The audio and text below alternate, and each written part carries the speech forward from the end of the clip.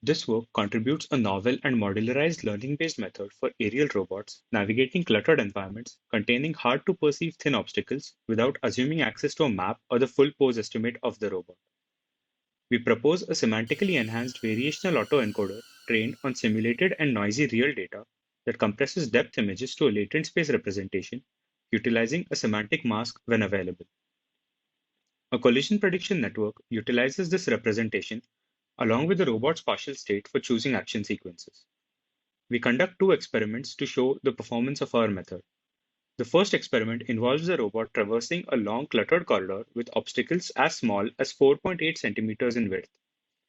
Given a goal direction, the robot navigates the environment while successfully avoiding partially visible obstacles.